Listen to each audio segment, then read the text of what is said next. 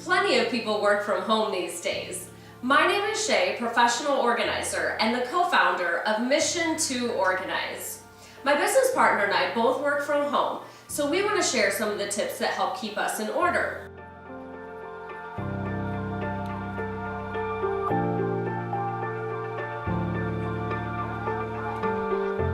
If you already have an extra room inside of your home that you can dedicate to a home office, you're one of the lucky ones.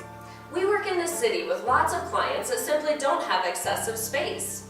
If you find yourself in the same predicament, here are some tips to help you decide where to set up your home office.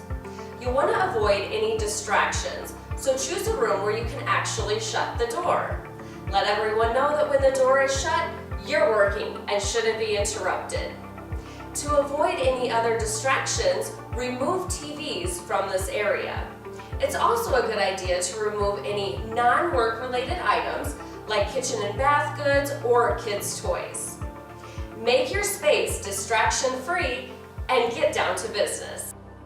This small bookshelf is perfect for holding all of my office supplies.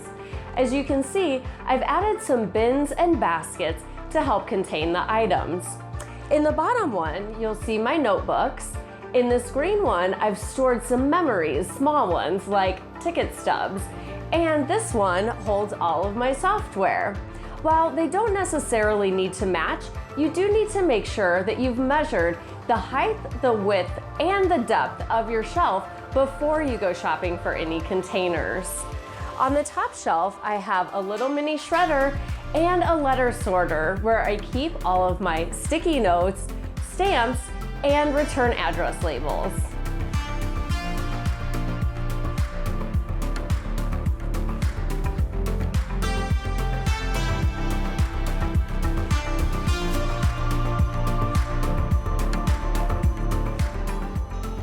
Think of your office like a target, where you are the bullseye. The items used most frequently are on the next ring, and the items used least frequently are on the outside ring. For example, if you use your printer all day, every day, you'll want to place that near you. However, if you're not using sheet protectors very often, you can place those further away. It's important to have all of your lists and notes in one place. Some people prefer to keep theirs online, while others prefer a notebook.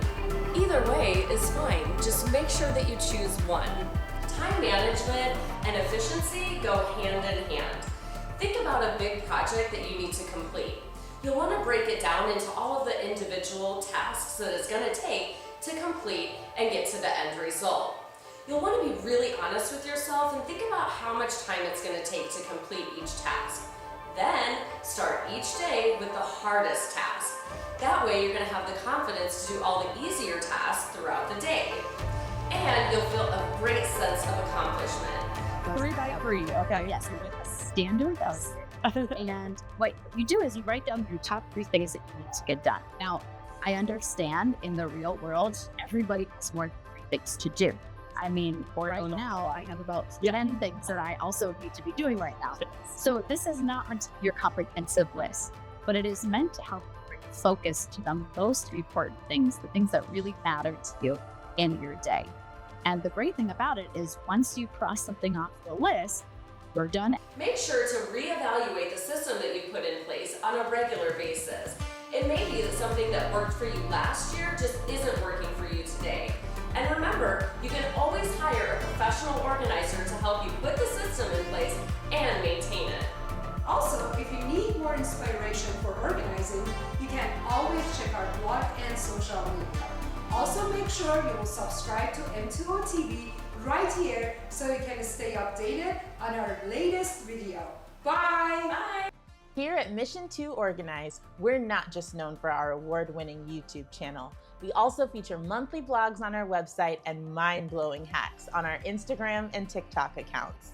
From home organizing to move management and more, M2O has your back. We'll see you next time right here on M2O TV. Bye!